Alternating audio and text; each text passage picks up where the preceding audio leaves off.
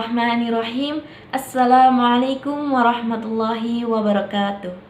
Alhamdulillahirrabbilalamin. Wabihi nasta'inu ala umuri dunya waddin. Wassalatu wassalamu ala asrafil anbiya'i wal mursalin wa ala alihi wa sahbihi ajmain, amma ba'du.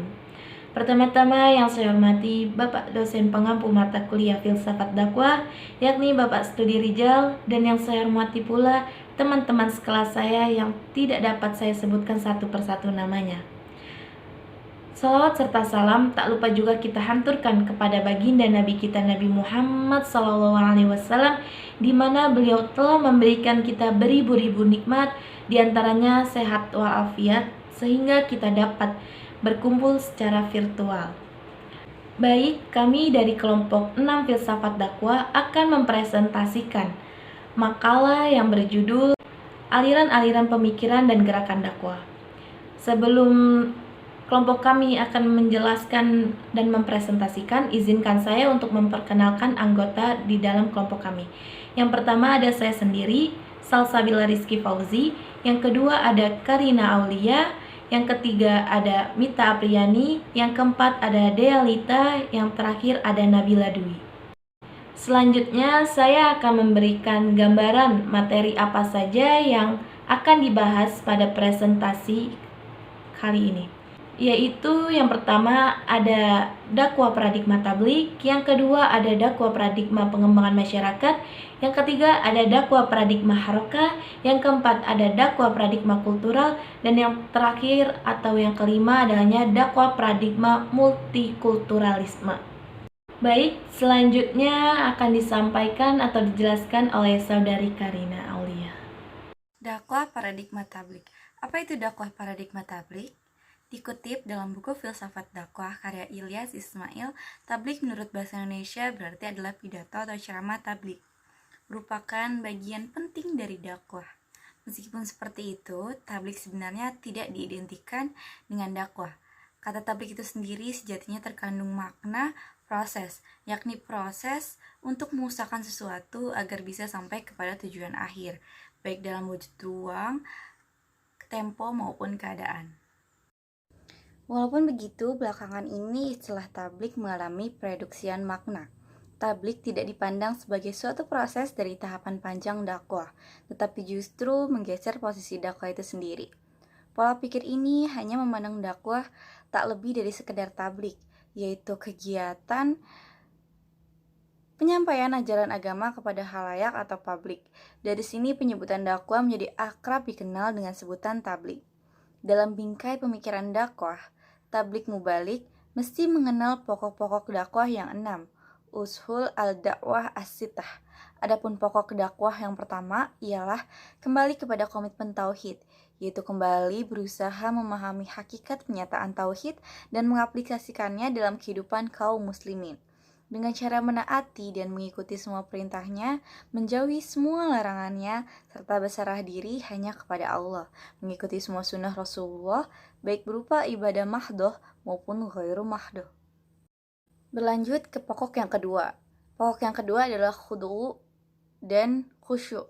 Maksudnya berusaha segenap kemampuan untuk melakukan sholat dengan konsentrasi batin, disertai dengan sikap tunduk dan rendah hati, mengikuti cara yang dicontohkan Rasulullah.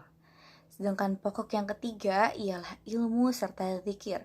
Dalam hal ini, ilmu yang dimaksud bukanlah pengetahuan tentang hukum-hukum agama, melainkan pengetahuan tentang keutamaan amalan-amalan. Pokok yang keempat ialah memuliakan kaum muslimin. Maksudnya adalah berusaha bergaul dengan baik kepada sesama muslim. Berlanjut ke pokok yang kelima dari dakwah tabligh ialah membersihkan niat, artinya meluruskan komitmen semula dengan mengembalikan semua amalan kepada tujuan awal, senantiasa mengoreksinya dari unsur-unsur keinginan duniawi, seperti riya, sombong, dan lain-lain. Pokok yang terakhir dari paradigma dakwah tabligh ialah bepergian di jalan Allah. Maksudnya keluar dari rutinitas sehari-hari dan memfokuskan diri dari mencurahkan harta untuk tabligh.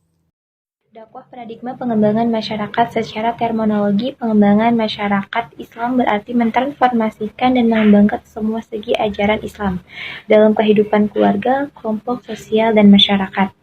Menurut Sujatna, pengembangan masyarakat mengandung arti sebagai upaya yang terencana dan sistematis dilakukan oleh, untuk, dan dalam masyarakat guna meningkatkan kualitas hidupnya dalam suatu kesatuan wilayah. Sasaran utama dakwah paradigma ini adalah perbaikan kehidupan masyarakat dalam segala lini kehidupan dengan memanfaatkan pengembangan potensi-potensi yang ada pada masyarakat itu sendiri.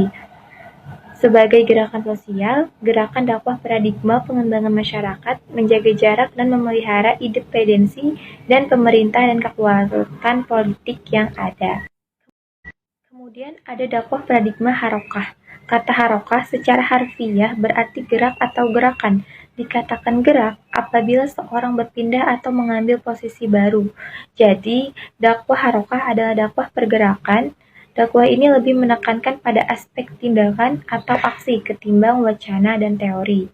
Menurut Al-Qahtani, dakwah harokah adalah sebuah dakwah yang berorientasi pada pengembangan masyarakat Islam yang sejatinya baidatun thayyibatun wa rabbun ghafur, dengan melakukan reformasi dan perbaikan sendi-sendi kehidupan. Mulai perbaikan individu, keluarga, masyarakat, atau lingkungan sekitar dengan pemerintah negara. Dilihat dari segi dai, dakwah paradigma harokah meniscayakan adanya pelaku dakwah atau dai yang berkualitas sebagai pejuang dakwah. Dai haruslah merupakan seorang muslim, pejuang, dan aktivis bergerak Islam.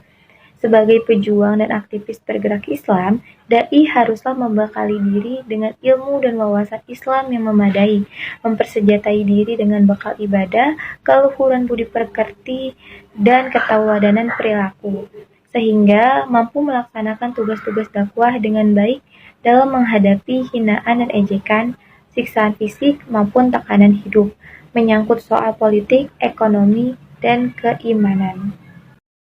Dakwah paradigma kultural. Dakwah kultural adalah aktivitas dakwah yang menekankan pada Islam secara kultural. Dakwah kultural merupakan turunan dari penafsiran Islam yang bercorak kultural, dinamis, teologis. Penafsiran teologis ini menawarkan pemikiran tentang bagaimana cara yang objektif untuk membaca serta memaknai teks dan tradisi keagamaan. Abdurrahman Wahid merupakan tokoh pemikiran dakwah kultural dengan mengemukakan ide pribumi-isasi Islam sebagai kritik Arabisasi Islam. Islam harus dipahami dengan mempertimbangkan faktor-faktor kontekstual. Inilah ide pribumi-isasi Islam Abdurrahman Wahid. Dan Nurholis Madjid merupakan salah satu pelopor gerakan dakwah kultural yang perlu dibedakan antara tradisi dan tradisionalitas. Dakwah kultural menganggap bahwa sejarah dakwah Islam selalu diwarnai oleh proses alkulturasi timbal balik. Dakwah Islam untuk memberikan corak warna dalam budaya, dengan budaya akan memberikan warna terhadap suatu pemahaman Islam. Kemudian muncul akulturasi budaya dan Islam, yaitu perkawinan. Kemudian lahir kulturasi, yaitu ketika Islam menginspirasi untuk membentuk suatu model budaya baru dari budaya lokal yang sudah ada. Karena itu, sekalipun Islam itu tunggal, namun wujudnya dapat bermacam-macam. Dan semuanya itu tidak boleh dianggap sebagai tidak orisinal. Karena jika demikian, maka akan kesulitan mencari suatu entitas Islam yang orisinal. Masing-masing bentuk Islam ini syarat dipengaruhi oleh konteks kultural, situasional. Banyak pakar, baik dari kalangan orientalis maupun Islam sendiri, yang berpendapat bahwa karakter keluasan Islam dalam berdialog dengan budaya lokal itulah yang membawa kesuksesan dakwah Islam di timur dan di barat. Keunggulan lain dakwah kultural yakni universalisme Islam melalui kehadiran yang indigeneus di tengah-tengah budaya baru. Berbeda dengan mereka yang memandang universalisme Islam sebagai sistem hidup yang menyangkut seluruh aspek kehidupan manusia. Oleh karena itu, upaya dakwah kultural bertujuan agar ajaran dan nilai-nilai Islam dapat diimplementasikan secara aktual dan fungsional dalam kehidupan sosial. Selanjutnya saya akan melanjutkan presentasi kelompok kami, kelompok 6. Mengenai pembahasan tentang dakwah paradigma multikulturalisme. Dakwah dalam paradigma multikultural ialah sebuah pemikiran dakwah yang fokus pada penyampaian pesan-pesan Islam dan konteks-konteks masyarakat umum dengan berdialog untuk mencari titik temu dan kesepakatan. terhadap suatu keyakinan, kelompok, dan agama sebagai paradigma baru dalam dakwah yang dihadapkan pada persoalan globalisasi dan perkembangan politik praktis.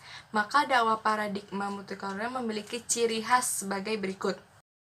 Baiklah, selanjutnya yaitu mengenai ciri khas khususnya, yaitu yang pertama mengenai dan menghargai keunikan dan keragaman etno-religio.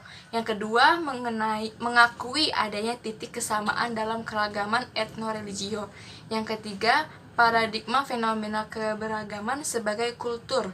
Yang keempat, kemestian progresif, dinamis dan dalam memahami agama. Pembahasan berikutnya yaitu mengenai dakwah multikultural pun juga mengajukan program atau pendekatan dalam dakwah seperti berikut. Yang pertama yaitu pendekatan dakwah multikultural menekankan agar target dakwah lebih diarahkan pada pemberdayaan kualitas umat dalam ranah internal dan kerjasama serta dialog antar agama dan budaya dalam ranah eksternal. Yang kedua yaitu dalam ranah kebijakan publik dan politik.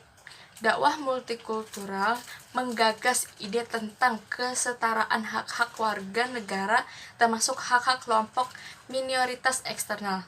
Dalam yang ketiga yaitu dalam ranah sosial, dakwah multikultural memilih untuk mengambil pendekatan kulural ketimbang harokah. Yang keempat yaitu dakwah konteks pergaulan global. Dakwah multikultural menggagas ide dialog antar budaya dan keyakinan. Baik, saya akan membacakan kesimpulan presentasi pada kali ini. Yaitu kesimpulannya dalam aliran-aliran pemikiran dakwah terdapat 5 paradigma dakwah. Yang pertama, dakwah paradigma tabligh, yakni kegiatan penyampaian ajaran agama kepada khalayak publik. Adapun pokok-pokok dakwahnya kembali kepada komitmen tauhid, khudu atau khusyuk, ilmu serta zikir, memuliakan kaum muslim, dan membersihkan niat. Yang kedua, adanya dakwah paradigma pengembangan masyarakat. Pengembangan masyarakat ini lebih mengutamakan aksi daripada wacana atau retorika tabligh. Dari segi metodenya, paradigma dakwah pengembangan masyarakat ini lebih berusaha mewujudkan dengan cara menjadikan Islam sebagai pijakan pengembangan dan perubahan sosial yang sangat bersifat transformatif dan emansipatoris. Yang ketiga, adanya dakwah paradigma harakah, yang secara harfiah berarti gerak atau gerakan, dan dikatakan gerak apabila seseorang berpindah dan mengambil posisi baru. Jadi dakwah harakah ini merupakan dakwah yang sebagai pergerakan. Dakwah ini lebih menekankan kepada aspek tindakan atau aksi ketimbang wacana dan teori. Yang keempat, adanya dakwah paradigma kultural. Paradigma kultural ini adalah aktivitas dakwah yang menekankan pada Islam secara kultural. Alur pemikirannya ini sangat menegaskan bahwa Islam pada dasarnya natural, yang artinya Islam selaras dengan kecenderungan alamiah manusia dimanapun berada. Islam tidak dibatasi oleh kultur tertentu karena Islam juga mampu mengakomodasi setiap budaya dan turut memberi warna pada setiap budaya. Yang kelima, dakwah paradigma multikultural yang mempunyai ciri khas mengakui dan menghargai kesamaan, keunikan, dan keragaman etno-religio.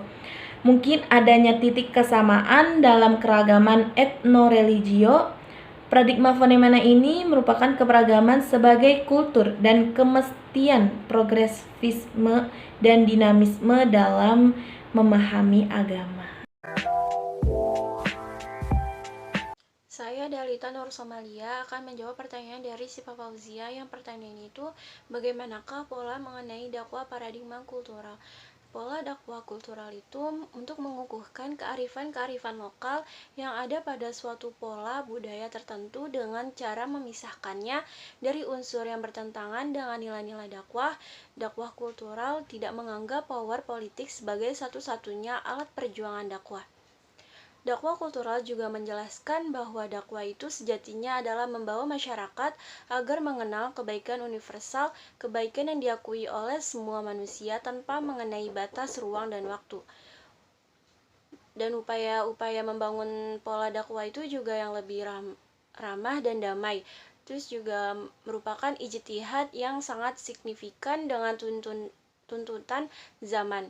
Meskipun dalam praktiknya pelaksanaan dakwah yang lebih santun dan damai merupakan senjata ampuh yang terdepan seperti yang dilakukan Rasulullah SAW. Suatu upaya renungan dan apresiasi terhadap perkembangan budaya pada satu sisi dan perkembangan ilmu dakwah pada sisi lain. Sekecil apapun mesti dilakukan, karena dalam telah dakwah kultural, dakwah tidak hanya dipahami sebagai transfer nilai-nilai Islam yang luhur kepada masyarakat di bumi, namun hendaknya mengupayakan kesadaran agar mengusung setiap budaya positif secara kritis tanpa terbelenggu oleh latar belakang budaya formal suatu masyarakat. Baik, saya akan menjawab pertanyaan dari saudara Syekh Sarif, yaitu pertanyaannya, media apa saja yang dapat dijadikan media dakwah paradigma pengembangan masyarakat? Saya Salsabila Rizky Fauzi izin menjawab. Media paradigma pengembangan masyarakat ini yang dapat dijadikan sebagai media dakwah diantaranya yang pertama adanya media lisan. Media ini merupakan media yang sering digunakan karena sifatnya yang praktis dan ekonomis. Termasuk di dalamnya media lisan adalah diskusi, khutbah, dan sebagainya. Yang kedua, media cetak. Ide-ide pemikiran tentang Islam dituangkan dalam bentuk tulisan seperti surat kabar, buletin, spanduk, majalah, dan sebagainya. Yang ketiga, adanya media elektronik. Media ini merupakan media yang lahir karena pemikiran manusia dalam bidang teknologi modern. Segala perbuatan, perkataan, dan tingkah laku dapat dimunculkan pada media ini. Media elektronik ini dapat berupa radio, YouTube, streaming, televisi, dan sebagainya. Yang keempat, media organisasi. Organisasi dakwah ini merupakan alat pelaksanaan dakwah agar dapat mencapai tujuan yang telah ditetapkan melalui organisasi dakwah dapat dilaksanakan dalam kegiatan internal dan eksternal. Yang kelima, media seni dan budaya. Dakwah lewat seni dan budaya ini dilakukan oleh para guru dan dai terdahulu sampai sekarang, seperti gamelan, wayang, sastra, dan sebagainya. Karena sasaran utama dakwah paradigma pengembangan masyarakat ini adalah perbaikan kehidupan masyarakat dalam segala kehidupan dengan memanfaatkan dan pengembangan potensi-potensi yang ada pada masyarakat itu sendiri. Baiklah, berikutnya saya akan menjawab pertanyaan dari saudari Fairuz Az-Zahra, yaitu mengenai bagaimana sih cara pendekatan dakwah yang mesti dilakukan menurut paradigma tabligh. Saya izin menjawab, saya Nabila Dwi Fernanda dari kelompok 6, izin menjawab, yaitu pendekatan dakwah yang mesti dilakukan menurut pendekatan paradigma tabligh adalah mengajak masyarakat melalui nasihat atau al-mawaiz, mengajak dan membujuk mereka untuk menjalani kehidupan sehari-hari sesuai dengan syariat Allah dan syariat sunnah Rasulullah. Dalam beristilah paradigma tabligh, yaitu pendekatan dakwah yang berupa ajakan dan nasihat tersebut dikenal sebagai sebutan bayan atau penjelasan. Dan dalam pemikiran dakwah tabligh, para pelaku dakwah atau mubalik harus mengenal pokok-pokok dakwah yang 6 atau usul ad-dakwah al-sittah terlebih dahulu sebagaimana yang sudah dijelaskan tadi oleh kami, yaitu yang pertama ada kembali kepada komitmen tauhid, kedua khudu atau khusyuk, yang ketiga ilmu serta zikir, yang keempat memuliakan kaum muslim, yang kelima yaitu dari dakwah tabligh adalah membersihkan niat, artinya meluruskan komitmen semula dengan mengembalikan semua amalan kepada tujuan awalnya. Terima kasih. Demikianlah presentasi dari kami kelompok 6 Filsafat Dakwah yang terkait tentang aliran-aliran pemikiran dan gerakan dakwah. Kami dari kelompok 6 mohon pamit dan undur diri. Terima kasih dan mohon maaf apabila ada kesalahan perkataan maupun perbuatan. Wabillahi taufiq wal hidayah. Wassalamualaikum warahmatullahi wabarakatuh.